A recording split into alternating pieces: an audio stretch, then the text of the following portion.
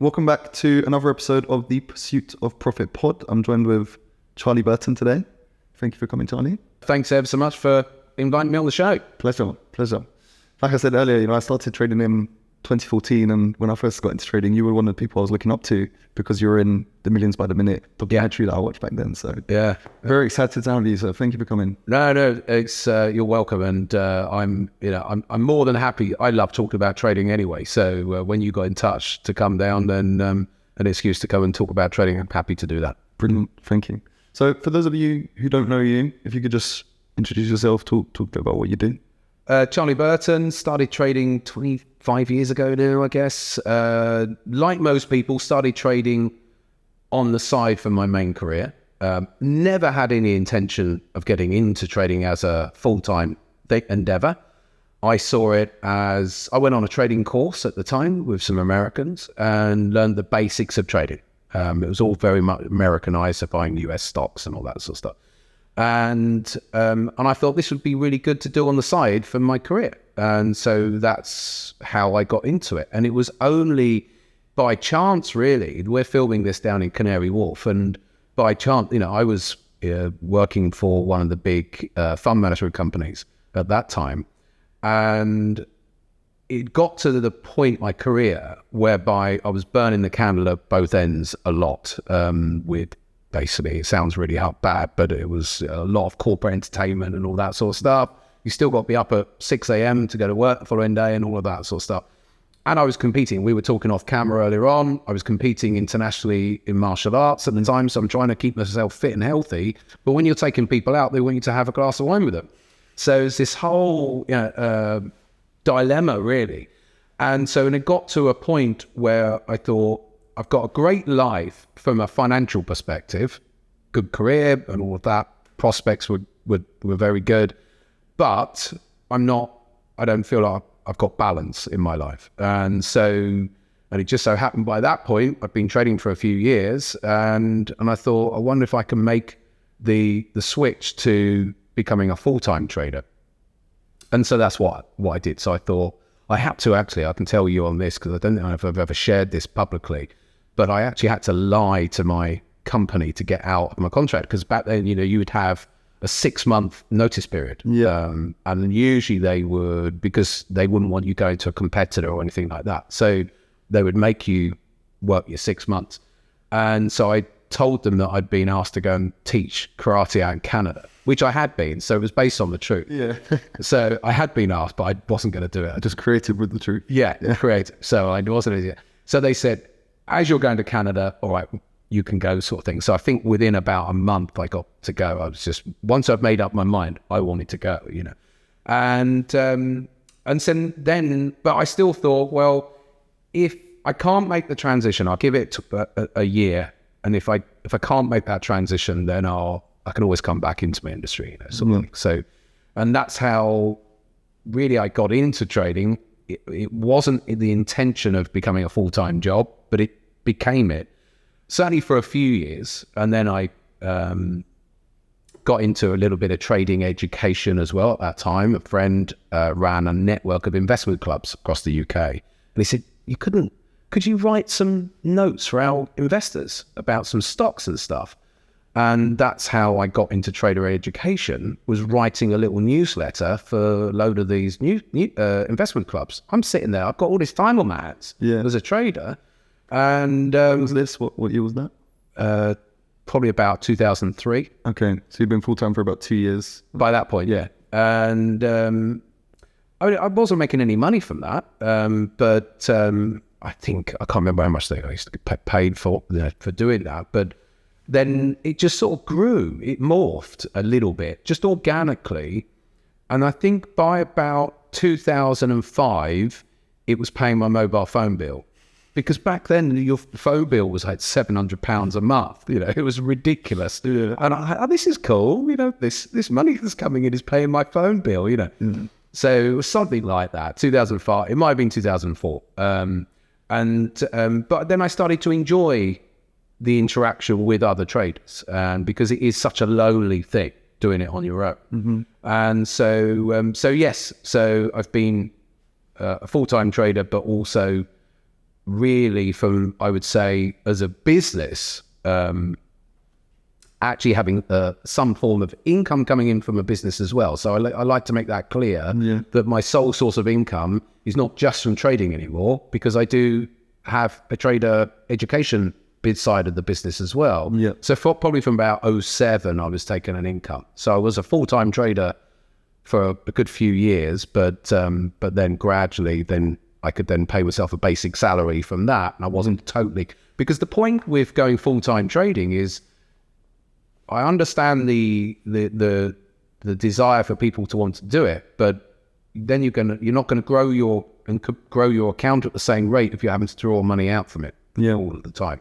So and that's why you need a big account. If someone wants to be a full-time trader and they've got 50,000, you think, well, it's a nice amount of money, but you're not really gonna be able to grow it much, because you'll be taking out most of your profits if you're profitable as a trader. So it's quite difficult to do unless you've got more money. So and I've been doing that ever since. I manage money professionally as well, as you know. I've been doing that since, I think, 2016. So the last 7 years. Is it 7 years? Maybe it's 2017. I don't know, somewhere around then. I've been doing it for a while now. So won a few trading competitions over the years. Like you mentioned, some TV, work and whatever. So yeah, it's a nice mixture. But the important thing is I got that balance back. That I enjoy the balance of being able to work from home and not tearing around the whole time. Okay. So going back to the early days in the late 90s, I think it was 97, you said you started MultiMonth Trade. What were the first few years like? The first 3 years or 4 years? I think I'll probably try and black it out. Certainly the first 2 years. But the first year that I got into trading, I blew up my account. So I put 40,000 into an account, took it up to 250,000, and then blew the lot. So that was quite good. That's probably why I didn't want to black that out. And that was, I was trading options, and I remember getting some options trades on a stock, and the options, the stock price was moving in the wrong direction. So I did the usual thing. I bought some more, and then I bought some more, and I was averaging down the whole way. And it went on for, I think, about 6 months, was averaging just buying until that 250,000 had gone back down to, basically I had $1,000 left in my account. So I started with 40, taking it all the way up, and then all the way back. I mean, this was on the side for my job, so but nevertheless, it was quite draining. Of course, it would be. So, and at that point, I could have so easily quit. I could have quit at that point, about 9 months, maybe 12 months into my trading when that had happened. I'm pretty sure I took a little bit of time away from the trading. I just put the laptop aside, so to speak, for a month. I think it was about a month or so. And the only thing that made me go back to it was just this stubbornness that I didn't want to quit. I didn't want to fail at it. And possibly coming back to the martial arts, that, I'd been taught, if you get kicked and you're on the floor, you get back up again. So I think that tenacity to keep going and keep fighting was within me. And so by taking a few weeks away from it, and then I just thought, hold on a second, there must have been something you've done right.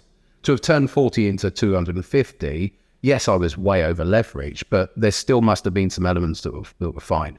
And so I came back to it and then went at it at a steadier rate. And so after that, it was a bit more boring. And my biggest challenge was still greed, because I was a greed-based sort of trader.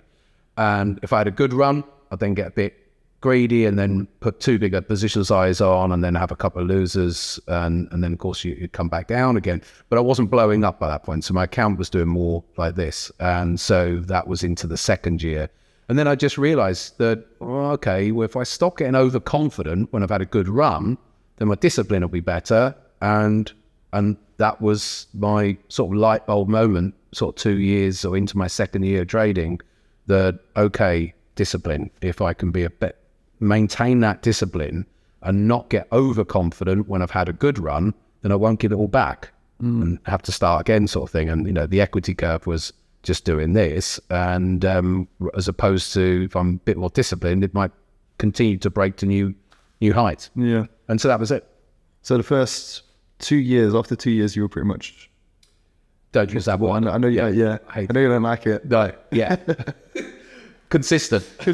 Yeah. So after 2 years, and the thing is, it was the back end of the bull market. So the bull market was still roaring as well. Although I sort of missed the whole tech stuff. I wasn't, in America, everyone was day trading, tech stocks. Yeah. And I wasn't doing that. I was still buying more plodder stock sort of thing. So I wasn't really taken up in that per se, but the stock markets were going up. So it made it a bit easier whilst I was still learning. If I'd have still been learning just as the stock market was crashing into 2001, might have been a little bit different. So by the time we got to 2001, I'd accrued a lot more experience. So it was a bit different. Yeah. So after that, so sort of probably into my third year, I'd say that, okay, I'd cut my teeth now on a few different things and I was starting to build as a trader. But still at that point, swing trading, not day trading, keeping my eye on the stock markets. I'd started to really trap the main core indices and stuff like that. But I was mostly still trading stocks at that point. And then gradually I was trading the NASDAQ ETF in the early 2000s. So started trading the QQQ as it was and trading options on that and spiders and stuff. So. And how were you identifying your trades? Was it purely technical or was it fundamental analysis? Or? With shares, it was both. Yeah. So I was doing a fundamental scan at that point, or I can't remember what software or whatever we used back then. I can't remember how, but there was a process of searching for certain stocks with certain PE ratios and whatever. And anyway, doing a scan to find fundamentally sound stocks, so to speak. And then going looking at the technicals. And so it was a combination of the two. But then once I went full time, then I was still trading with stocks. I used to have a watch list of about 35 stocks. But I was also trading stock indices, as I've just said at that point. And I think I was just lucky. I genuinely think I was lucky in how the trading emerged. And I think I've been lucky at times throughout the last 20 odd years. Like when I went full time, so I went full time in the late 2001, November time, I think it was. And I I noticed that the NASDAQ used to gap a lot. And so I started fading the gaps and, noticed that these gaps fill a lot, And back then, you've got to bear in mind, 2001, there wasn't social media. No one was chatting about this stuff. There might have been I'm sure there would have been in trading forums. I'm sure there were trading forums there. But information wasn't spread as quickly as it is now. So that little gap strategy worked for a good few years until it deteriorated by around about late 05, 06. And then it ended up, I just stopped trading it. But in that first year, especially of my trading, that formed the basis of my day trading. That was like my foundation. It would be right 3 days out of 5 with that. And so that was sort of my basic salary, really, was the gap strategy. So I'm very thankful to the market. But if I had enjoyed, again, that's why I say, was I lucky? Because if I had have started trading in 06, that gap strategy wouldn't have worked in the same way. So I'm sure people still trade gaps, but there's all sorts of technical ways of trading them now, whereas a lot more simple back then. Yeah, the market's more efficient now as well, right? So yeah, everyone's seeing this sort of stuff, and it wasn't quite the same there.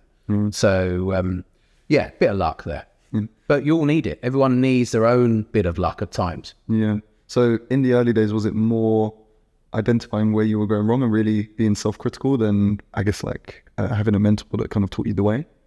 Yeah, very much self-taught. I didn't have all of that, and so hence why I made so many mistakes, because I didn't have someone guide. I didn't have that guidance. There was one guy I learned, American. He's died years ago now, but I learned about simple ways of using moving averages, not moving average crossovers, but other ways of using them. And I think a lot of people think, oh, moving averages are rubbish, they're a lagging indicator. And my view is you obviously don't understand how to use moving averages then. It's a bit like with anything, with fibs, with anything. There's an art form to whatever you are using. It's a case of how the user goes about being profitable with whatever they're using. And I just saw what this guy was doing with them, and I thought, and he just kept on seeming to make money with using moving averages as part of his TA. And so I looked into that, and so, but in the main, I was having to cut my teeth myself, make my own mistakes, and so as I went along, so yeah, it was, and then gradually as the years have passed, my style of trading just changes gradually. It stays the same, but it changes, and it's been more the same over the last decade or so since the end of the financial crisis. But there's still little things that you tweak over time, and so the trader I am today is not the trader I was even 10 years ago. Just 10 years ago, I was still day trading, as well as swing, but I was day trading then, and I don't day trade it. So I do think that you grow as a trader. There's things that what's right now today won't necessarily be how you're going to trade in its entirety in a few years' time, because we do morph. We get older, for example, and then I don't want to sit in front of a screen all day long anymore. Whereas when you're younger, when I first went trading, I used to be up until 2-3 o'clock in the morning, and I'd be on the phone to a trader mate of mine till 2 o'clock, 3 o'clock in the morning, chatting in front of the screens, and I'd eat my dinner at 10 o'clock and then be up, everything was different. And so you do just changes. Mine goes by. And how do you trade now then? If you were to describe your strategy or your view and approach to markets, how would you? Well, it's swing based, but I use a top-down approach, multiple time frames first and foremost. So for me, it's analysis first. So although I have strategies, but I call them really entry techniques, really, but they are strategies that you can use as I could use as a mechanical based approach, but I don't like mechanical based trading. I have this control issue, and so I want to feel like I've had an input into the trade. Now, although I've back tested those strategies, so they've the input is already done in all that, but I still can't place a trade on a strategy if the context of the market is different. I need to be able to have a read of the context of the market, and I get that from doing TA, from doing technical analysis, from a top-down approach, multiple time frame analysis, sentiment analysis, a bit of the macro picture as well, to be able to form a view. And once I've got a view, so if I want to be long a particular market, then I'll pull out the strategies to get me into a long, based on the fact that I've already done that analysis. So it's analysis first, and then I'll use the strategy as the entry excuse to enter the market. Got you. Okay, so you look at the higher time frames to find your bias, and then you have entry systems that you find on the lower time frames? Yeah, exactly. Yeah, and I'll still enter off of an intraday chart at times, but not always. But I will. I entered a position earlier on today off of a 4-hour time frame chart. So I will still do that, but because sometimes there are times when you can get that tighter stop loss overall, and just helps with the risk to reward. Because I'm always trying to get those big risk rewards. So that's the bigger thing for me nowadays, is trying to get into a trade. And the other thing that I'm trying to do is, it's a cliche, but of course I'm trying to run my winners, but not just that, I'm trying to add into them as well. And again, that's a lot of people talk about that, but I don't think it's very easy. It's really not in my, and you don't do it on every trade either. Not every trade warrants adding into. So I remember getting told by a broker probably about 17 years ago, and so I was already well into my trading journey at that point. Maybe it was 2005, something like that. And he said the best traders that he sees, because he dealt with small hedge funds, like anything less than 20 million. Best traders I see, he said, they run their trades and they milk it for all it's worth. And what he was meaning in that conversation was that they get into a trade and they run it, yes, but they will add to the positions as well. They'll pyramid in. And that went completely over my head all those years ago. So it went in, but I wasn't doing that. I was swing trading as well as day trading, but I wasn't doing that. And it was years later that always stuck with me, but I wasn't obviously ready for doing that type of trading at that point, because most of us, once we get into a trade, once it started moving in our direction, it's almost like an emotional relief. I'm in a bit, I can get my stop to break even or whatever. And the last thing that someone wants to really do is to now, they've got to their stop to break even, so they're on a risk-free trade now, is to now go and put more risk on. Because they're like, no, I can just run this, it'll run to the target, and, you know. So that's hard sometimes. You don't want to buy when, the market's already it might pull back, you know. So it's another part, an art form of trading, is adding into trades at certain times.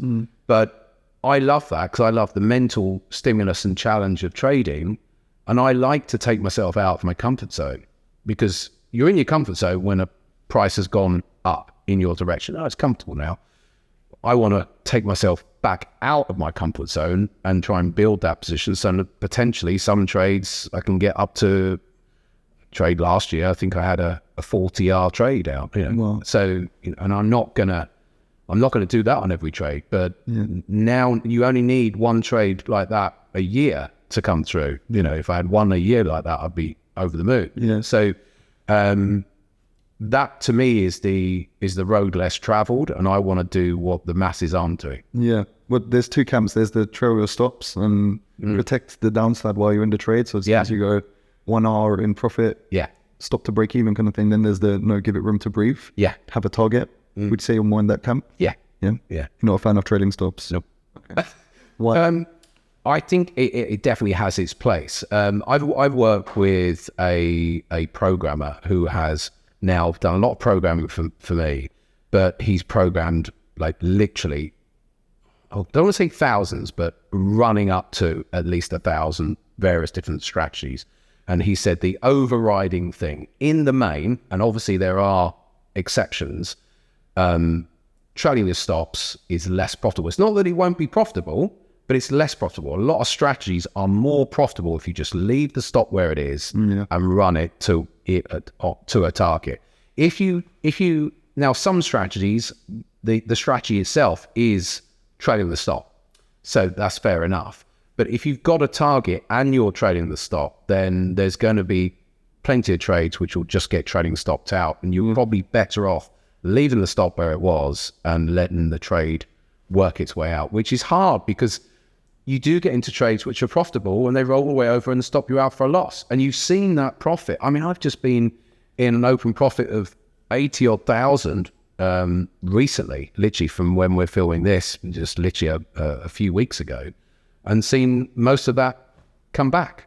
And most people can't deal with being in a decent open profit, whatever that is for them, and then see it come back. But I've been doing this long enough that I'll trust in my process to say, okay, that one hasn't worked, but if I keep doing this same thing, some of them will. Yeah. But it's not comfortable for a lot of people, so they do want to trail their stops. Yeah. It's not that they won't make money, but usually from the work that we've done, you make less by choking the trade. Yeah. So you make less, but your max drawdown is probably slightly lower. So from a psychological standpoint, it's probably easier to continue executing. Yeah, it's not necessarily a max drawdown. I wouldn't necessarily say it was that, because if you get into a large open profit and it runs back over, and it just ends up as either a stop out for a loss or a stop out at maybe break even, it's not a drawdown per se. So, but certainly, yes, the emotional side of things, it's a lot easier for people to trail their stops, make a sacrifice in total profit, but it's better for their mental health as a trader. Yeah. Easier to execute. Yeah. Okay, cool. And targets wise, what are you looking for? So we're in like trend, you're long.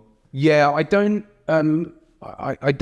trade with sort of fixed targets, a 3R or 2R, whatever. I don't trade like that. So targets always come from the analysis. Mm-hmm. So, and because I'm trading FX, there's always a prior high or a level to trade into.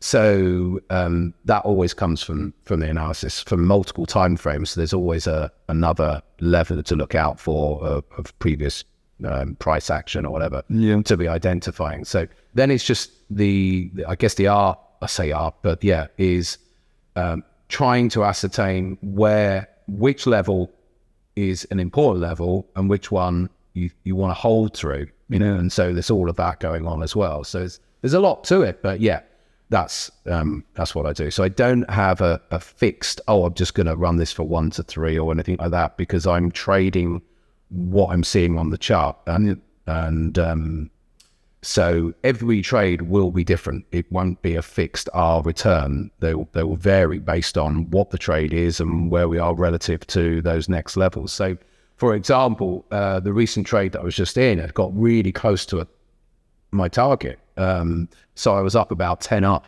and then it's come back down. So it would have been about a little bit more than that. So but another trade might be different and might only be a 2 or 3 hours. So I have vanilla sort of trades, and then those ones that you feel like there's more scope to run it. And do you have any exit signals, or it's literally just if it doesn't hit the target? I don't react. No, I don't react. I mean, I could see in this trade that there were signs that it could roll over. But what I've learned is that there's always signs. Yeah. There are always reasons to exit. It could be, oh my God, there's a candlestick pattern reversal or whatever, divergences, or some piece of news has come out. It doesn't matter whether it's a macro reason or a technical reason. What I've learned is you do have to just ignore them, because what we do as human beings is we will see that and justify, I've got to come out. And so there's always a reason to come out. What we forget is that a lot of the time, what about all those trades that we did run? There were plenty of reasons to sell. We conveniently forget that there were actually plenty of reasons to have sold in that previous move there. And so that's what I have to tell myself, tell other traders, that, we're, as human beings, we're very clever internally at trying to justify things that we're going to do from a trading perspective. And so, no, I'll just ignore it, because there's always going to be sell signals. And a lot of the time they just disappear. Yeah. And you can't see them after the fact. These sort, there was like a rounded top pattern coming, in the price. I could see the price was only making what I call marginal new highs at that time. So it'd make a new high and then very quickly back off, then come back up, make another marginal new high and then back off. Mm-hmm. Again, that's a topping type of pattern, but it's not going to happen every time. So I've just got to grit my teeth and sit through it. I can see it happening in front of my eyes, and it would be lovely to have banked the money, but I can't do that. I won't do that to myself. But that's what I find is, in a horrible kind of way, I really enjoy that challenge of sitting there knowing that could pull all the way back down and there's nothing I'm going to do about it. Yeah. Because I trust that over the long term, I'm better off sticking through it, knowing that some are going to behave like that and others will just carry on going. So it's more about following your plan, and banking the profit that once, right? Yeah. Because if you follow your plan, the money is a byproduct. Yeah, exactly. And you can be more consistent. Yeah. Cool. I was listening. We were talking about basketball earlier on, and I saw this thing on Kobe Bryant on. Someone sent it to me on Instagram, and he was saying in this short little clip about the thinking about the winners is the wrong way. So if you're thinking about, and it's the same sort of thing with trading. Yeah, you've got to think, and that's what he was talking about. If you're thinking about the wins, if you're worried about failing, you got it wrong. And he was talking about just having that balance, and that's what we have to do constantly as traders. Yeah, is find our own balance. And if we're thinking about the wins or worrying about the losses, then how can we be focusing on being the best trader we can be? That's where our focus is. Yeah, I agree. You need to be process driven, right? If you're too focused on the outcome, because you can do everything right in a trade and not make money, you can lose money. Yeah, you're following your plan, right? Yeah. So sometimes people think if they've lost money on a trade, where did I go wrong? And they overanalyze one trade to try and think, where did I go wrong? When actually, you're always going to have losses, right? Yeah. So yeah. It's I always try and say to people, look, just desensitize the trade. Think of this as just one trade in the next 1,000 trades you're going to take. Yeah. Desensitize the importance that you're putting on the outcome of this trade. Yeah. As painful as it can be if you've been in a nice profit and it's going to roll back. I mean, I know a lot of people don't do that because they do trail their stops, but if you can just keep thinking the bigger picture, you're better served. Mark Douglas, I learned that from Mark Douglas, who wrote Trading the Zone, all that sort of stuff. Yeah. Okay. What instruments are you trading? Mainly, is it just FX or? No, I trade S&P futures as well, or NASDAQ, and oil and gold a little bit as well. So a bit of commodities, but yeah, the usual culprits really. But from an FX perspective, I tend to only trade the majors. I'm not really trading even major cross pairs. But that's, again, just a personal thing. I've always been a believer in focus. Yeah. So I would rather trade, just a few markets and spend a lot of time on the analysis of those rather than trading a lot of markets and just saying, there's a pattern, I'm going to trade it, there's a pattern. So again, it's a personal thing. I'm more of a believer. So I'm really only looking at up to 10 markets in total. And of those 10, probably 80 to 90% is trading euro dollar. And then I'm trading, I'll trade the S&P, I'll trade some of those other currencies or gold or whatever. But yeah, 80 to 90%. But we talked about this earlier on, how you change as a trader. If you'd have been interviewing me in 2008, 80% of my trading was S&P. So it changes, or it does with me, it has done with me. But that's just my style. And, I've always been more of a focus-based trader on a few things at a time rather than trying to trade everything. What was it like trading throughout 2008? Crazy, yeah. Well, euro dollar, for example, I was trading FX as well. Euro dollar had a 300 pick daily range at times there in 2008 and 9. And, now its range is 70 pips. And so, and the markets, the stock markets were just so volatile. I think it was the speed of the price action, which was so ridiculous, especially, and currencies as well. The speed that they would move 50 points in seconds, and it was just very, very quick. So I wasn't actually, during that time, I wasn't really doing much swing trading. It was mostly day trading at that point because it was so volatile, big ranges at the time. It makes sense because it's so erratic as well. With a 300 pip daily ATR, that's great. Yeah. So, but it was. And what was nice is that these days, when you're trading the stock markets or FX, you're waiting on the next news release. What's on the news agenda today? What's coming out of the US? What's Jerome Powell going to say? On the Fed, from the Fed or whatever. Whatever it's going to be to get the markets moving. Whereas back then, the markets were just moving. Literally, you just turn your computers on at 7 o'clock in the morning, and by 20 past 7, that's it. The first move of the day goes, and then it was just like all day long, it seemed. It was like a non-farm payrolls 10 times a day. That's what it was like. Wow. And non-farm payrolls isn't as volatile these days. I was just about to say that. But even 6 years ago, it was 5-6 years ago when that first started. Yeah. NFP was their first Friday of the month. Yeah. Now it's not what it was. Sometimes it is, and I think more recently it can be because jobs and inflation is currently the big things. And so up until this past year, it really waned. Non-farm payrolls was a damp squib.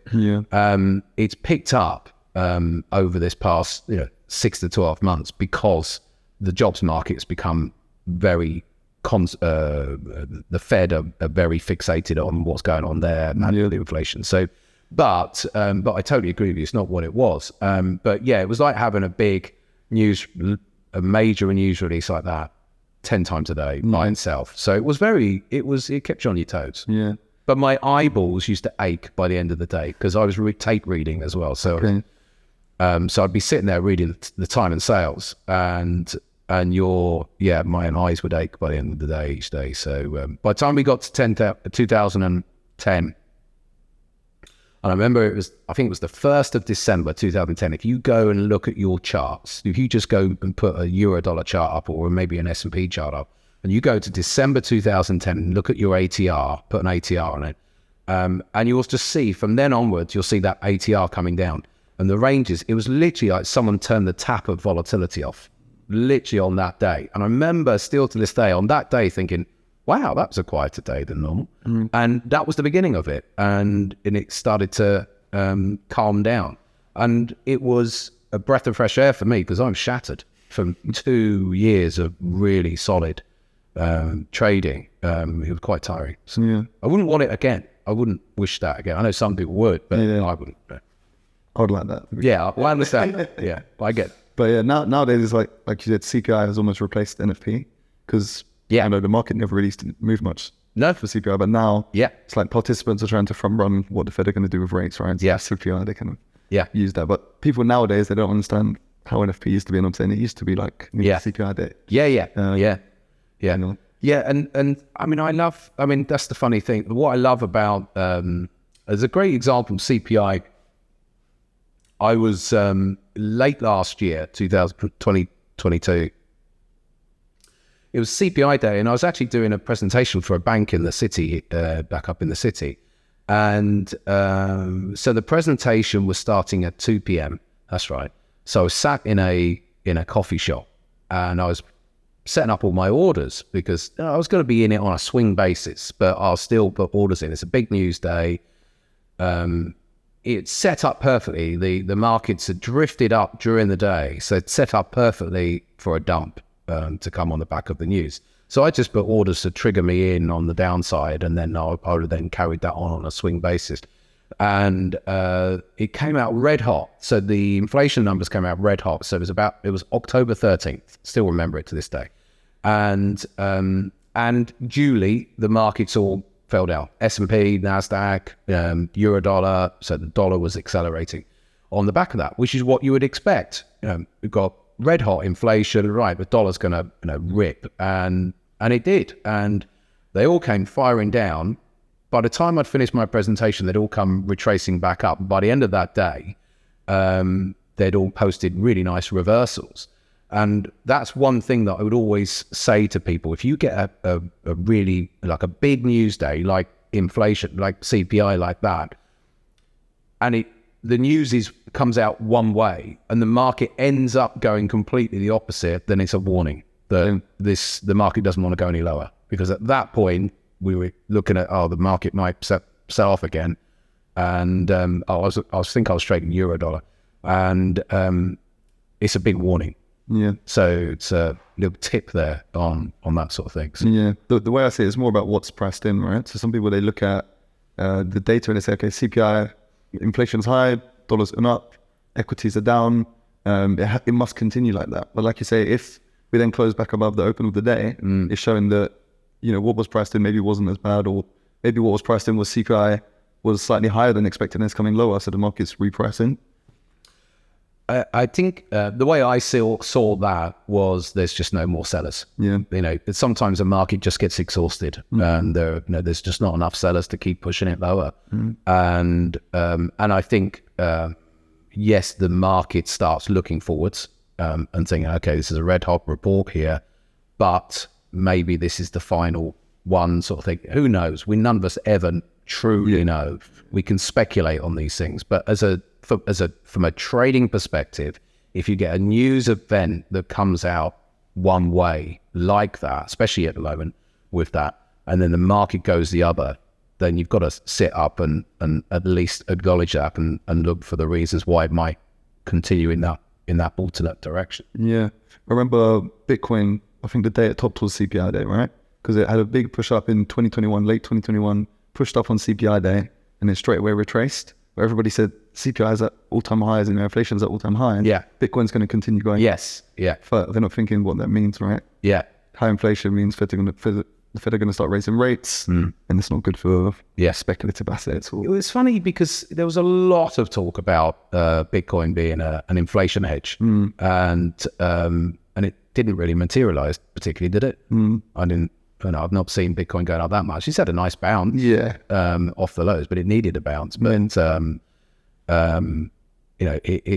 it came down last year as well. So but so did a lot like gold. People said gold was going to go to 3,000. If someone said seafair was going to be 10%, and gold would still be lower than its, early 2010 highs, you'd laugh at them. But I wouldn't laugh at them because I was very bullish gold from post-COVID. Yeah, and it was a trade. Yeah, no, get them out.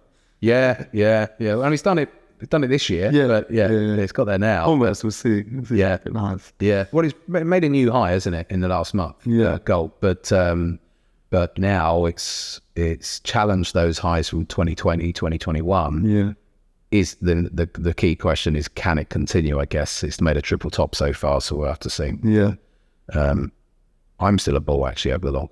Yeah, me too. The lows are getting higher, right? So it's kind of like an ascended triangle almost, from big picture standpoint. Yeah. Cool. So you're trading now. How much is it technical? How much is it fundamental? It sounds like you're mostly technical. Yeah. The macro picture I think is important to be aware of when you're swing trading. So I'm aware of you have to be aware of the threats to your trades, and so but at the same time, the macro picture will not stop me from taking a trade in a given direction. As an example, January 2017, the euro had been selling off in 2015, 16, into late 2016. So we're coming into January of 2017, euro's at 103.5. Everybody is talking about the euro going to parity at that point. It's got 300 pips and it's at parity. I'd been interviewed, fun enough, in that first week of January, and the interviewer even said, "Right, Charlie, when do you think euro's going to get to parity?" It wasn't even a "do you think it could go to parity?" It was an assumption. When is it going to go? And he kept talking about it all the time. And so, from a sentiment perspective, everybody was talking about the euro going to parity against the dollar, and yet I had technical reasons to buy it. So from a sentiment and from a macro perspective, it made sense that euro was going to carry on going down. And yet, fun enough, it didn't. And it went and did this massive rally for the next year into February 2018. So I'm always aware of the macro backdrop, but technicals and sentiment actually will override that for me. So if I see an extreme in sentiment, then I will look the other way. It's not always easy. I can look back now and talk openly about that trade that I took in January of 2017, but it wasn't easy at the time because you feel like you're going against the grain. Yeah. They never are the easy trades because you feel like you're wrong at that point, and that you're just going to end up getting stopped out, and you're the person who's actually got it wrong. Why didn't you just go with what the media was saying and Reuters so? But they are usually the best trades. They're never the easy ones. Yeah. I remember buying crypto during March 2020, when the whole world was bought. Yeah. And it felt horrible, but I was like, no, this was in my plan. If we pull back here, I'm a buyer. Pulled into its weekly 50 moving average. I remember that. Yeah. So if you're going to look chart on Bitcoin, you can. Yeah, the pullback. It was a great pullback. One of my traders got in like right up at that point in March. I was actually 2 months later. I got in late May, I think. Then a bit later, but. So you must have went around about 5K, 6K? So I was buying ETH around 120, 110, 120. Oh, really? Yeah. Right. Yeah. So I was looking at ETH.2 thinking, right, over performance. Yeah. This is going to be the fastest horse. Right. But it felt horrible. Yeah. Yeah. But it was a good trade. Like you say, markets often bottom when we're most bearish and we top when we're most bullish. Yeah. So when you've got all the fundamental reasons to buy, that's actually when we have a top. And see, Bitcoin's a great example. 2017, we topped the day the futures launched. 2021, was it April? We topped, I think, when Coinbase IPO. Right. That was it. And then when the ETF launched, later 2021, it was like pretty much to the day, the exact top.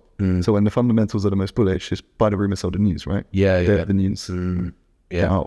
No, and that's the test of time as well. So we've seen that, we see that over and over again. And when there's euphoria, who's left to buy? And when there's pessimism, who's left to sell? So it's a good basis to trade from, actually. But it's just that we don't have euphoria and pessimism not every day. Yeah. Those only crop up now and again. Yeah. We've got a bit going on at the moment, actually. Yeah, when your taxi driver and your barber are telling you to get in a trade, that's the time to get out. Yeah. But I love having taxi drivers. It's great when you when you, if they ever ask you what you do, then that's it. Then they're away. You know, they want to tell you all about, usually it's about, in recent years, it's all about their crypto that they bought and lost on or whatever. Or, oh, I made a bit on this. Oh, great. Well done. And then, you know, you can see the same guy a few months later. How's it going? You know, yeah, I got out. So, but it's the same with anything, whether it's that, whether it's any commodity over the years, it's the same conversation you are having. And so, I love all that. So, what are your thoughts on markets now? You've seen Fed raise rates last year. Yeah. Markets bled, risk to compete in. Where do you kind of see things over the next 2-3 years? Well, cracky, next 2-3 years, I don't even look out necessarily that long, but certainly I think at the moment we are in an environment which is everybody's forecasting this coming recession. It's the most widely forecast recession, I think, in history. You know, normally actually they don't get, you know, there's always bears out there who will forecast, oh, there's a recession coming or whatever. But they're not normally as widely forecast as what's happening because the Fed is engineering. They're trying to engineer a slowdown. And so on the back of that, there's a huge amount of pessimism. So if you look at futures positioning, the S&P positioning is probably at its net largest short position since about 2011. I've seen that. Or so, maybe even further back than that now. And now that's the pros, but the pros aren't always right either. So on mass, when they are in an extreme position, whether it's long or short, then they can be wrong as well. And I know the stock market, as we speak today, yesterday's just selling off a little bit, but the Nasdaq's up 25% this year. Yeah. And yet we've got this pessimism.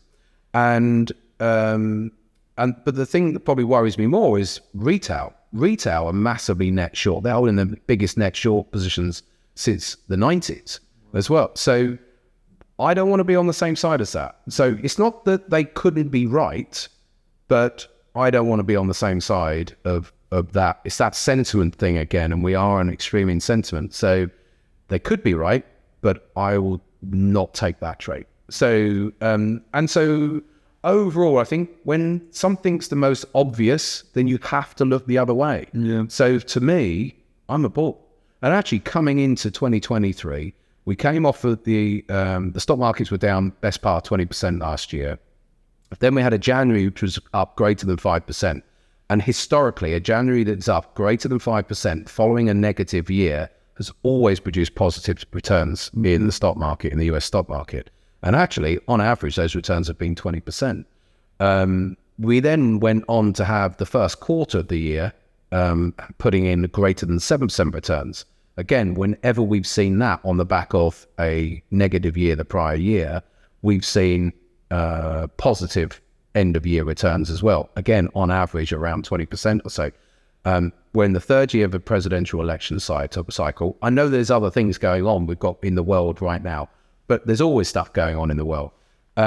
So the probabilities side with it being an up year, and yet we've got all this pessimism, which to me is a great thing. So we've got fuel to potentially push these markets higher. I know we've got all sorts of things going on, but I'll take that bet. So I'm a bull. And what do you think that means for FX? Weaker dollar, weaker yen? I am, as far as the dollar's concerned, again, I think that at the moment, right now, what happens on a day-to-day, week-to-week basis is probably irrelevant from what we're doing on a podcast. But I'm actually a dollar bear, so I'm a more bearish towards the dollar overall. Right now, the dollar's having a good little run, but the dollar's been under the cosh really since 28th September 2022. Yeah. So it's had a good down. It's in a decent. The dollar itself is in a decent downtrend, or euro dollar's in a good uptrend. And at the moment, the dollar's having a bit of respite, and it's pulling back against that. So, but overall, over the longer term, I'm more of a dollar bear. So that's going to be an interesting one because I've been a dollar bear since late last year. I was long dollar through most of last year, and then switched in 4th of November last year was when I started getting long euro dollar. So that was a good year, but not every year is always a good year. So we'll see. I'm a dollar bear right now, and I'm waiting to see, whether that's going to hook up or what. Yeah. I think, like you said earlier, the Fed are pivotal in this. Have they reached peak interest rates? Looks like in June they're not going to. It looks at this stage that they're going to go for a pause. There are hawks within the FOMC, but there are doves as well. Yeah. And literally last week, from when we're filming this, Powell seemed to be a bit more on the. He definitely would have come. He sounded to me like he wants to pause, and that's that. Whether they then hike again after that, that's the debate. Paul Tudor Jones, one of the world's legendary investors, thinks that they've topped. That's it. It's all over. But then Jamie Dimon, JP Morgan, thinks they're going to carry on hiking. Yeah, it's all of you, isn't it? Yeah. It's interesting. The main thing comes back to what we're talking about earlier on. You just trade your view. Yeah. So we all got a view on the market. Does it matter, coming back, does it matter whether you're right or wrong? On that instant, well, no, it's just another trade, but you've got to trade your view. Absolutely. And just for people listening, just because you're a dollar bear now doesn't mean in a month or two you won't be a dollar bull. Yeah, of course. I would react in 6 months and say, yeah. No, yeah, I was lost. A good point. Yeah, I mean, I would react. So if something majorly happened and the dollar's doing something, then it's not to say I could be a dollar bear. I've actually been long dollar literally this past 2 weeks. Yeah. I'm a dollar bear, but I have been in long dollar positions. So yes, we're talking high level, but within all of that, there might be some more micro-ish, trades that I might be in, which might be on the long side of the dollar as well. But overall, I'm a bear. But it's good that you've brought that. Don't people to message. Yeah, exactly. Yeah, Charlie said this. Yeah. Well, yeah, he probably did, but he's probably knowing him. He's probably gone short as well. Yeah, or long as well. But yeah, I mean, the thing is, traders, right? You can be wrong more than you're right and still make money, right? Yeah. The goal is to make money. It's not to be right and massage your ego. And even what you're saying about, macro wise, you might be bearish or bullish, but that doesn't mean you can't take kind of intra swing positions within your overall bias, right? Yes, exactly. Yeah. So you're a dollar bear overall, but that doesn't mean you can't long dollar if you see your entry signals on some kind of smaller time frame, or it makes sense to come into a higher time frame level. And sometimes I'm hedged. I mean, that was a bit of a hedge position as well. So so it could be hedging going on as well. Yep. But yeah, absolutely. And I think you, as a trader, you always have to have a point at which you have to accept you're wrong. On your analysis. Okay, at what point is my analysis wrong? Mm-hmm. At what point would I change my view or be willing to change my view? So if a market's in a trend, then I'm going to stay with that view, and I'm also bullish. I'm going to stay with that view for some time until it proves itself otherwise. So when it's pulling back within a trend, I'm still going to see that as a pullback until proven otherwise, until it's done more of a reversal. Yeah. So if that happens in the dollar, then I will change my view. Yeah. Have you changed your trading style much since COVID, since 2020? No. Same approach? Yeah. No. What was going on in 2020, I was lucky. I spent most of the year long euro dollar, which was good. Yeah. That was the right trade. And again, and I'll say I'm lucky, because sometimes you look, I don't know about yourself, but I'll look back at charts, and even after all these years, and I think, how did I trade that? How did I get into that? Yeah. And get out at that point? And I know at the time, I've got all this analysis that I'm doing, and you come back to a chart a year later, you think, what made me come out at that point? I can't remember why at that point now I was banking my profits there. Yeah. Sometimes it's obvious, and I know, but sometimes it wasn't. But that move in 2020, we had this huge spike, obviously, in volatility. Then the euro dollar sort of steadied itself and started to trend. And again, I had a big picture view, so I wanted to be long euro dollar, and ran it for a bit into the July, exited, and then was back in the September for the run into the end of the year. And what was interesting then, again, from a sentiment perspective, we got into the December, and I was out of my positions just before Christmas, really. So I ran them into about maybe the 18th of December or something of that year. And from a sentiment perspective, Reuters, Bloomberg, all the usual culprits started coming out with headline articles talking about the demise of the dollar.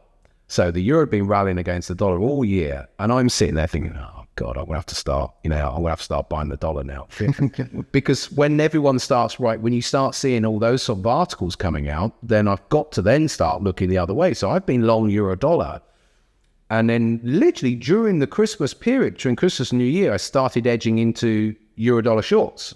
So then I spent that first 3 to 4 months of 2021 shorting euro dollar because the masses are all talking about the demise of the dollar. So I've got to buy the dollar back. Yeah. And it was, so again, but it's easy to say that now. But at the time, when you've just been in a market which has been trending up all year, you don't want to then go and start shorting it, or you feel like you're on the wrong side again because all the news and, all that is saying that. So it's not easy to then, but there are reasons for it. There are technical reasons. Yeah. I've got my technical reasons. So I've got technicals coming in, giving me sell signals, plus sentiment. Fun enough, because the fundamentals are always lagging, at that point, the fundamentals favor euro dollar as well. Yeah. But they're lagging. So I can't, I'm aware of them, but like I said earlier on, won't stop me from trading on the other direction. So your trades, generally, how long are you holding trades for? On a swing basis, most of the trades,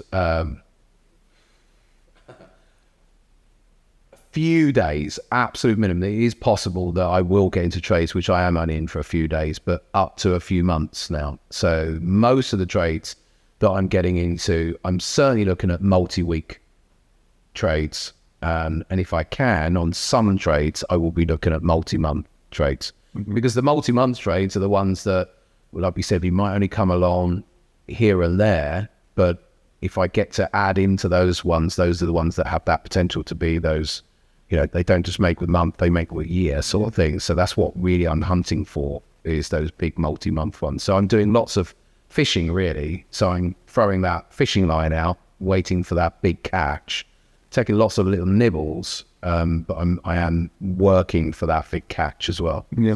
So I spend a lot of time doing. Okay. So coming back to what you said earlier on, I spend a lot more time losing these days than I do winning. But I think that comes with experience as well. People assume that a more experienced trader is going to be right more often, and which you can do, but I have no interest in that. Yeah. Trading for me is deeper than just making money nowadays. We all get into trading to make money, but for me, it's the mental stimulus, the mental challenge of that's what I enjoy.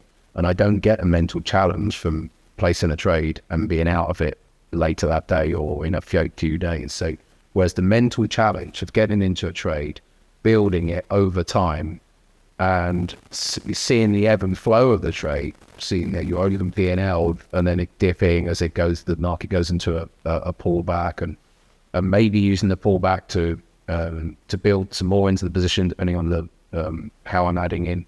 That I love. That takes time. Yeah.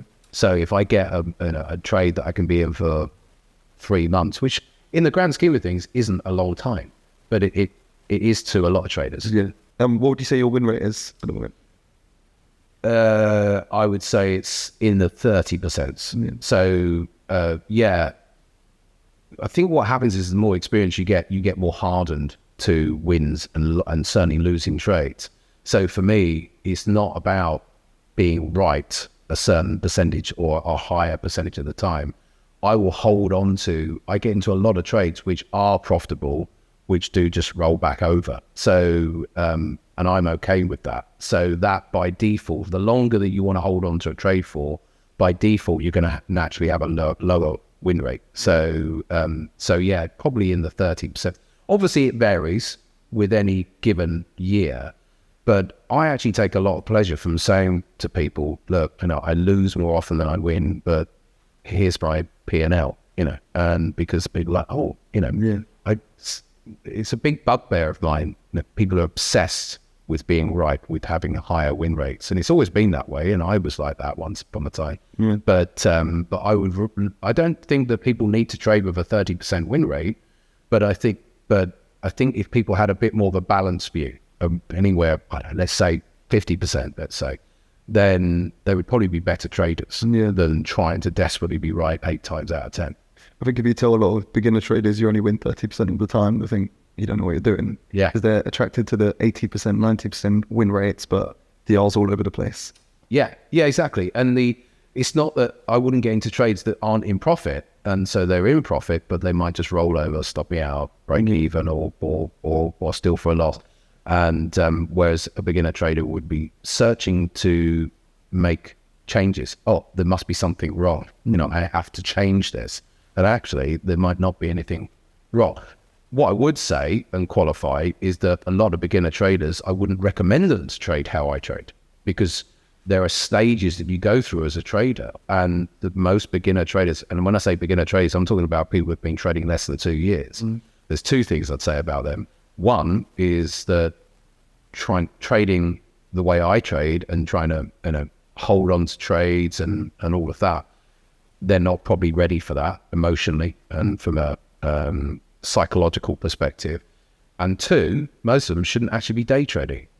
I'll tell them what they don't want to hear, but they shouldn't be, because again, for the same reasons that until you've actually been trading for let's say 2 years plus, and even then you're still a baby in trading terms, but you need to develop that thick skin. You're not going to have a thick skin dealing with rejection that the market is constantly going to throw at you as a day trader. And therefore, you're going to be susceptible to revenge trading, over-gearing, and all of that stuff that goes on, FOMO, and everything that goes on in short-term trading. And because you're just not ready for it. So you can go and learn some techniques or some strategies, but you're still not going to be able to deal with it because of the emotions. So my advice, certainly anyone under a year, I think you should start off swing trading. You can start off trading off of 4-hour charts. I'm not talking about doing the bigger trades that I do, but you can be semi-swing hourly charts, 2-hour, 4-hour top time frames. It's a nice sweet spot time frames where you can hold on to a trade for a day to a few days or so. And you're not getting caught up in the noise and all this nonsense about, intraday trading and taking several trades a day and everyone's making $1,000 a day, which is just nonsense. Yeah. But what are the main time frames that you look at to create your trade ideas? Quarterly charts downwards. Wow. So I'll start I'll actually go out to a yearly chart as well. So I'm going out really high. That's to form my base template, and then I'm coming down to monthly, week, and daily, and then I'm either executing off a daily chart or off of an 8-hour chart or a 4-hour, something like that. So yeah, I'm coming all the way down, but then it just depends on the entries. Yeah. Most people are just attracted to day trading because, like I say, they want to make $1,000 a day or whatever. But well, I've done it, and you've done it, and so there's nothing wrong with day trading at all. But it's the emotional discipline that you need. Most people aren't ready. They don't have the emotional discipline within the first year or so of trading. That's the problem. Yeah. It's not the strategy they may be using. It will come down to them. They will mess it up, and because it takes time to build that mental discipline, and they're not just going to have it. So I would say, don't get involved in the noise. And I think the other thing is that there's a big misconception that people assume that day trading you make more money, and it's just not true. Yeah. You have a little bit more delayed gratification with swing trading, but you can make just as much money from semi-swing trading as day trading. But people have this thing that, if I'm trading more, then I must be making more. No, it doesn't work that way. You're opening yourself up to more risk. Exactly. Yeah. Cool. So coming on to the retail trading niche as a whole, we were talking off camera about ICT and the order blocks as smart money concepts, and just kind of taking the retail niche by storm. Certainly with newer participants coming in, now they kind of look down on retail traders. They call themselves institutional traders. How do you feel about that? How do you feel about order blocks? And well, I hadn't even heard of this, but and then I went on to TikTok and people were talking about order blocks on social media. What is this stuff, And I'm talking about support and resistance, and they're saying, bro, you don't know what we're talking about. We're a retail trader. I think there are fads, and it's just a fad, in my view. There are no new ways of trading the market. People just think they're onto something because they're new. once they've been, some of them, most of those people won't be around in 20 years' time because they'll have long blown up their accounts and quit. But for those that do, then they'll realize that they were just involved in a fad or something which is commonly known, buying support and selling resistance, but it's just been clad in different clothing, and that's all that is. And unfortunately, all that sort of stuff is mostly, I'm not going to say a scam, but the way that that sort of stuff is presented makes it sound like it's the holy grail of trading, and it's not. And there is no holy grail of trading. It doesn't matter. We were talking about Fibonacci earlier on, and I remember in the early 2000s, everyone was trading fibs. Fibs was, if you're not trading fibs, you're an idiot. If you're not trading Gann theory, you're an idiot, or Elliott wave, or whatever. Everything. There's different styles of trading, and that's good. That's good for the market that we're all trading with different styles. But there's certainly, in my experience, and I have explored Gann theory, Elliott wave theory, all of these different structural types of trading. There is no holy grail. The holy grail is you, and it's in your risk management and your risk to reward and all of that. I did an experiment a few years ago with some of my traders on flipping a coin, and we literally used a randomizer to randomly give us buy signal or sell signal every day on the Dow, and we ran it. We ran blocks of 1,000 trade tests just using a randomizer, and we proved that you could make money flipping a coin. So if you can make money flipping a coin, then everything that we use, all these techniques, in theory, you could throw out the window. But again, it comes back down to control. Would I be comfortable? Would most people be comfortable with just flipping a coin and say, "Oh, I'm buying the Dow today"? Probably not, and I certainly wouldn't be. But as an experiment, it just shows that actually we're all chasing, or a lot of these people are all chasing these holy grail trading strategies, and really it doesn't matter. Yeah. And what they think, coming back to, like you said, institutional trade, is utter. I deal with institutions. I've got friends who work at the institute, JP Morgan, Bank of America, and they just laugh at all that stuff. I mean, it's just nonsense. It's utter nonsense. Yeah. Because even in institutions, traders will trade differently, right? There's not one way that every single trader takes the same trades, or they see this order block or that order block. They all trade differently, right? Let me give you an example. So I can't mention institutional names for obvious reasons, but a friend of mine, he works at one of the big institutions. So if, I can't use the hedge fund's name either, but if a big hedge fund phones them up and they want to buy X million shares of whatever it might be, they're the ultimate market maker. So they then have to then decide whether they want to take that hedge fund's business or not. So does that hedge fund know something about that particular stock? The hedge fund isn't looking at an order block. So they're buying that stock because they've got a view on that stock if it's that type of trading. So and then the institution will then say, right, okay, well, we've got to sell to them. If that stock goes up, we lose. It's as simple as that. There's someone on the other side of the trade, even for the institutions. So, and he was saying to me, and I was just talking to him recently, we were having this conversation. He said, sometimes we'll take that and we'll take it onto our book because we're taking a view on there that they're wrong, because the hedge funds will be wrong as well. The institutional traders will be wrong. And he said, and if they're wrong, we've just taken all that and we've made a load of money. Market's gone down. He said, but it's, we end up coming to an agreement. They've lost on this one. We've made a load of money. We look after them, commissions and stuff in the future. And likewise the other way around. So if they take us, then they know that they've got to give us a bit of future business so we can earn our commission income. And that's where the money's made. Yeah. So it's not in all the traders trading the same or one algorithm that runs the market like that. I think you mentioned ICT earlier off camera. We I had all this thing. What's ICT? I don't even know what it is. Yeah. No, it's not. There's not one algorithm. Okay, I'm glad we did that. No, unfortunately not. No.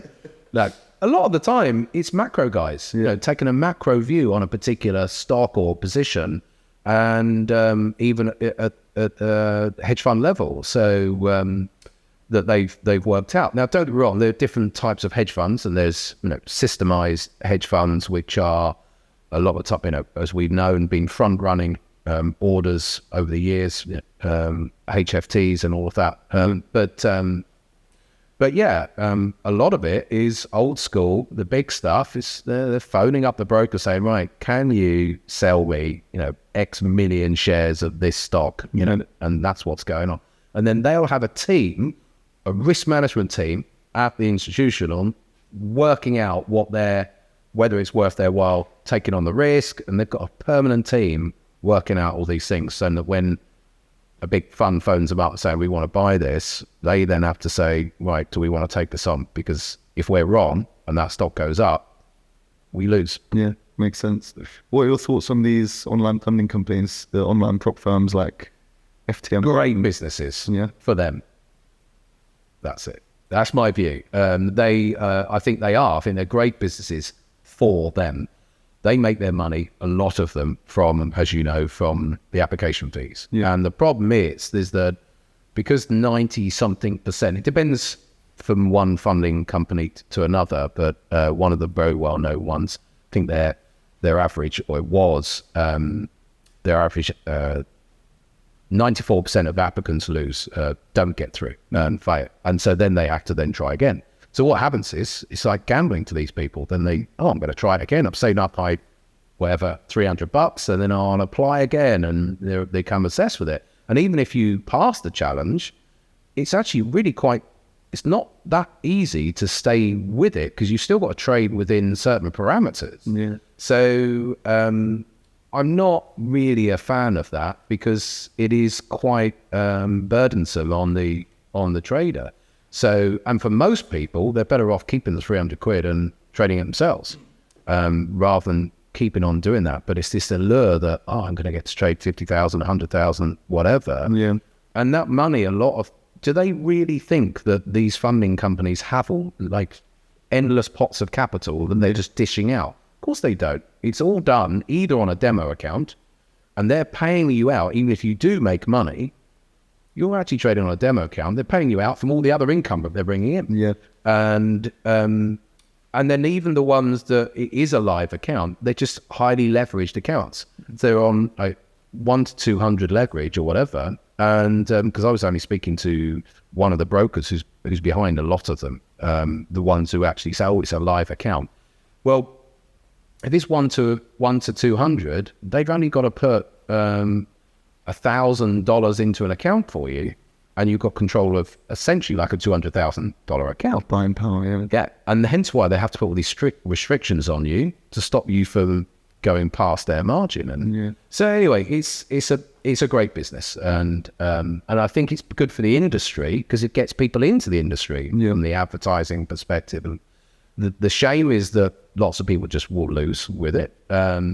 But it still gets people in, and some people do get through and make a bit of money from it. But I've not heard of many people who get through those things and 2 years later are still trading that way. Most people end up getting managed out. So yeah. So would you advise new traders or people that have been trading for a few years to focus on their personal account? Yeah. And growing their own capital? Yeah. Put some money into an account, work hard on the side, add to the account as well. So if you're a good trader and you're making some profits on the account, yes, it might not be the size of pot that you want to be trading, but see this as a long-term exercise. Everyone wants the instant results, but add to it from your work income, and it will compound and grow over time, rather than wasting your time doing those sorts of things. And you're statistically less likely to stick at trading if you end up going down that path. So what advice would you give to beginner traders in their journey? Say, I don't know, they found out about Forex maybe 3 months ago, they're just starting out. What advice would you give to them? Firstly, see trading as a long-term endeavor. See it that you're going to be doing this for the next 10 years, 20 years or whatever. So desensitize the time frame that you're working. If you're only a few months in, see it and accept that it's probably going to take quite a while before you get to that, as you talked earlier on, that consistency side of things, consistency in your approach and finding out who you are as a trader. Yeah. Because you can get into trading and learn some techniques, but really they may not be in line with who you are as an individual. So it can take quite a long time to find the approaches and the techniques which are more suited to you and your personality. Yeah. So, some people love counter trend trading sort of thing, and others can't stand it. A simple concept there. So time is probably the biggest thing. See it as an education, and you don't go to university for 3 months and then you're fully qualified. And yet people will come into the trading world and think that they've got to know it all very quickly and they should be profitable. And if they're not profitable, then they're moving on. So see it as something that is going to take time. But if you've got that attitude towards it, you're putting yourself in the right place, because it will take time. Okay. What would you say is the main characteristic someone needs to be a profitable trader, or to be a consistent trader, to do it full time? Do you know what? The funny thing is, firstly, I wouldn't advise anyone to do it full time. I know that you do, but and I have. But the only reason I say that is because most people are undercapitalized. So unless you've got at least 6 figures, then I wouldn't recommend full-time trading. That's just my first piece of advice. Yeah. Do it on the side. Do it on the side of your career, and you can be successful at both. But yeah, once you've got the capital, it's fine. But a lot of people who are getting into trading don't have 6 figures plus. What importance would you put on back testing and journaling for not even new traders, even for veteran traders? Journaling, backtesting it gives you a guide, it gives you a framework. Backtesting, I don't think is a holy grail, because you're testing over historic data and the future data is very often different. So, but it does give you a guide to whatever it is your a strategy you may be forming. But don't rely on it, is what I'm saying. So if you've done a back test and the strategy you're back testing has had, let's say, a drawdown of 10%, well, double that for the future. Yeah. So that sort of thing. So use it as a really good guide to see if something at least appears to be working. But you have to be very, very careful of overfitting, curve fitting to historic data. I see a lot of people spend years back testing stuff, and they just don't realize that they're just curve fitting all of the time to that past data. So be wary of that. Non-optimized backtesting is very good. As far as journaling is concerned, that can act like your own personal mentor. So journal your trades, log down what you bought, sold, all the reasons for it and all of that. And then go back and do a regular review. So if you regularly review your trading, then it's amazing what you can learn from reviewing. So a bit like if you were to sit down next to a new trader, you said, well, what did you do over that last 2 weeks? And they've got to show you everything they've done, and you're conversing with them, then they're going to start to realize, oh yeah, I FOMO'd into that trade there, or I did this here. And actually, yeah, so there was a couple of ill-disciplined trades. The problem that people have that don't journal is that all they look at is their P&L. So they judge their success as a trader by their P&L. Whereas, like we said earlier on, you should be judging your success as a trader as to whether you're following your plan. Yeah. So, and if you're journaling and then you review it, then you can see whether you're following your plan or not. And actually, then it takes you away from your P&L, and it brings you into, okay, was I following my plan here? Oh, actually, yes, let's say you followed your plan, and on every single trade, but you still had a negative profit, loss. You had a loss at the end of that period, 2 weeks, week, month, whatever. So you could say, well, actually, I did nothing wrong. And in fact, sometimes in the markets, I always say that it's fine lines. There's fine lines between a trade hitting a profit target or getting stopped out or whatever. And you might say, actually, there was a couple of trades in there that if they'd have just gone slightly differently, that one got stopped out and it ended up going all the way up to what would have been my target. Yeah. So in actual fact, you can take the positives from a negative there and say, if I carry on doing the right things, over the next period, I might have an entirely different outcome. So I'm doing the right things, maybe just being a bit unlucky. Don't always think you've got to fix something. Again, people think, oh, right, well, I've got to have a wider stop next time. No, you haven't. Yeah. It's just in that period, you just got caught a couple of times. Yeah. The next period, you won't. So don't always feel that you've got to fix it, but use it as a positive to say, am I doing the right things? Just like you would be if someone was sat with you and was saying, okay, actually, and if you were sat with someone and you went through everything, all their trades, and you said, actually, your trading's okay. And that's all they need to hear sometimes. But they would judge themselves based on P&L, and that's the right way to go. Yeah. I think people, like I said earlier, I think I touched on it, people overanalyze one trade. And like you said, they think, oh, I got stopped out. If I had an extra 2 pips on my stop, I wouldn't have got stopped out. Yeah. And it's like adding an extra 2 pips on extra 3 pips on their stops, when actually you should analyze your trades over hundreds, thousands of trades, really. Yeah. See where you're going wrong and see what you can tweak. And like you said, the market making period, sometimes it moves more technically driven, sometimes it moves more fundamentally driven. So what works through one period won't necessarily work for another period, right? Yeah. So if you overanalyze this period, it's not going to work in that period. So context is key as well. Yeah. Another thing I think that holds a lot of traders back is strategy hopping. 1 week they're trading support resistance, the next week they're trading MA crossovers, the next week they're trading SMC, whatever it is. They don't give one system enough time to actually realize the R from that system, right? Because if it's losing, they switch. So every trader is searching for the Holy Grail. I know you said there's no Holy Grail, but what's the Holy Grail over there? Yeah. What's the Holy Grail for you? Because, for example, we read Market Wizards, they've all got different strategies. Yeah. The one thing everyone agrees on is risk management consistency and a few fundamentals that we know of trading. What would you say is the Holy Grail, or the one truth that people need to accept? For me, the Holy Grail is at 100% is mindset. It's not really as we talked about earlier on, you can flip a coin and make money in the market. Yeah. So yes, people are still going to want to find some strategies, but without the mindset, then you're going to strategy hop, and you might be actually onto something, but you've got such a weak trader mind that you're already frustrated and moving on to the next thing and the next thing. So the mindset, to develop a mindset to be able to be constantly kicked by the markets and then get back up, because the market is going to kick you. It doesn't matter how good you think you are, you're going to get beaten down at times. So being able to take rejection is a big thing. Human beings don't like taking rejection, but we have to be able to deal with that. And we have to be able to manage ourselves when we are about getting euphoric. So there's no point in getting excited about winning trades, for example, because if you're getting excited about your winners, how are you going to feel when you have a losing trade? You're going to be depressed, and we can't have an emotional range like that.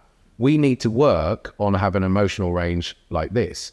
We can't be like a robot, because we're not robots, we're human beings. And then people might say, oh, just go have an automated trading strategy then, it does it for you, then you're not emotional. Yes, you are, because you're still seeing the results, and you're still going to turn it off if it has a lose.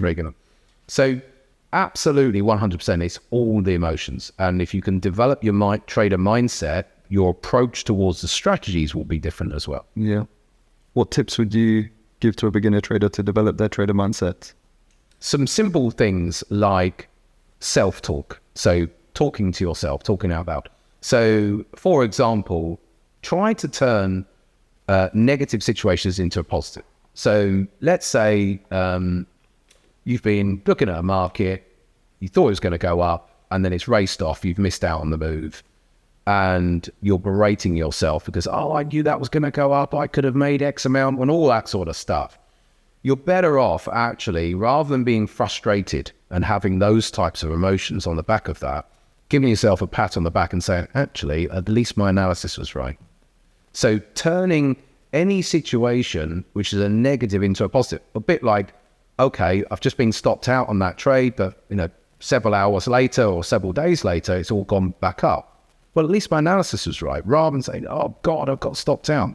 Turn these things into positives, because if you turn them into positives, then you're not getting emotional. You're not getting negative emotions are so damaging to traders, because if you have negative frustrations, fear, all of those things, they lead to bad future trades. Either hesitation if it's fear, or if you've got frustration, revenge trading, all of those things. So the more that we can use self-talk and turn and use a positive self-language with ourselves, try and turn a negative into a positive, then from a mindset perspective, it's going to put you on the right path. Yeah. But there's so many. Do you have any resources or books or anything you'd recommend to people on that?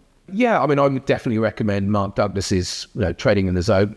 So it's a classic, really, on trader mindset. So, or The Disciplined Trader, actually, his other book. I think Steve Ward. I've not read Steve Ward's book, but I have listened to him before on a podcast, another podcast, and he's a psychologist who works with sports people and has worked with traders as well. So he's good as well, UK-based guy. So they're good guys. Okay, yeah, cool.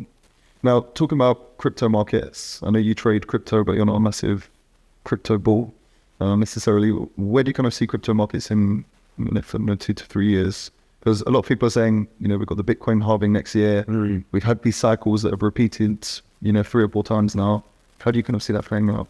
I don't know. I'm not an expert on that side of things, so I don't really want to offer too much on that side of things.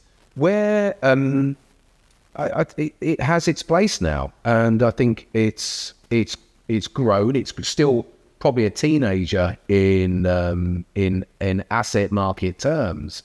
So it's still the young teenager, but it is growing. It's not an infant school anymore. So certainly it's becoming much more credible. Although despite the US and the SEC trying to stop people from trading it, and so and I think that's one of my concerns. Is not so much about where Bitcoin may be going or Ether or whatever. From a price perspective, one of my concerns is still the corruption that's out there with the likes of, FTX, let's say, as a prime example last year. So, and the lack of transparency in the market. If you're trading in a regulated environment, whether it's futures or CFDs here in the UK or whatever, Forex, then you're trading within a regulated environment. And I know the appeal of a non-regulated environment, but that's attractive to crime, of course. And, accounts getting hacked and, all these sort of horror stories that you hear, or an exchange going down like FTX. That's more my concern, not the assets themselves. So it's just, I think just need to be a bit more aware of who they use them. Yeah. I was unfortunately one of the ones that got stung on FTX. Oh, were you? Yeah. I was trading my futures on crypto futures, market futures on FTX. Yeah. And I just thought, these guys aren't going bust. Yeah. It's all fun. It's all fun. Yeah. And I was actually 4 hours too late. I know somebody who drew 4 hours before me and would draw it through, and I was 4 hours too late. So we said FTX, PTSD. It's an interesting story of what happened. Yeah. How he grew it into what he did. So, but yeah. So, well, you know more than anyone then. Yeah. Well, if Netflix are watching, get me on the documentary because yeah. I'm first-hand experience. But no, that makes sense. So, talk to me a bit about your trading company. People watching this and maybe want to learn from you. Yeah, I mean, I've been doing this for a fair bit of time now, and so outside of my own personal trading, I trade 6 accounts myself, and some of them are personal accounts, and some of them are where I money manage. So I'm an authorized money manager, and I manage a few million here and there. So and I love that, but again, that doesn't actually take a lot of time. My asset managers who regulate me, they deal with all the regulation and stuff. I just have to click the buttons, so to speak. And again, it's swing trading. So there's not a lot there. That doesn't take up a lot of time. So what I do enjoy is talking to traders. And so I have an online trading community. I have a live trading room. I'm not day trading in that trading room, but it's an ongoing, there are specific sessions every day of the week, myself. Plus, I've got traders. I've got a couple of my traders are fund managers themselves. I've got ex-Citi bond trader who's been trading 33 years, knows more than I do. And plus plenty of other traders who have been trading like 15 years plus. So we've got a really nice community of people who are newer into the trading world. But yes, I lead a lot of those sessions, but I do like to have some of my senior traders offering their thoughts on the markets as well, and from an educational perspective. So it's about being a community, really. So I've made it very cheap for people to become a member of that community, because I'm just interested in the community and us being there together. Because when I was starting out, it was very lonely. And that's the one thing that I missed, was interaction. So, fun enough, that's what gives me interaction even to this day. Is I'm on a headset talking to traders several times a day. Yeah. So if people are interested in that, where would they find you? How would they sign up for that? CharlieBurtonTrading.com is the website, and so you can go and check out all of that on there. I am on YouTube. That's where I do a couple of videos a week, just general content videos, but it's a lot of mindset stuff that I'll cover off on there on the YouTube channel as well. And of course, that's Charlie Burton Trading. And of course, the usual social medias. If you Google Charlie Burton Trading, then you'll find me. Yeah, cool. Before we wrap up, if you weren't the trader, what would you be doing? Oh God, I'd probably be like Tom Hanks, cutting grass for people. So at the end of Forrest Gump, I'd be Forrest Gump, just cutting grass. I love grass, stripes. So I'd be going around to the football clubs and just offering to just cut their grass for free. So it's something really, I joke, but something really simple probably. Because I guess because of what we do is highly complex in a way. We're using various different parts of our brain a lot because of the emotional sides of managing your own money. So actually, yeah, if I was not doing that, I would choose to do something very simplistic. Yeah. No worries. Maybe not cut across all. No worries. Well, thank you for coming. No, pleasure. Thanks for opening the gems. Well, I don't know what they were, but I enjoyed it anyway. No worries. Thank you. Great stuff.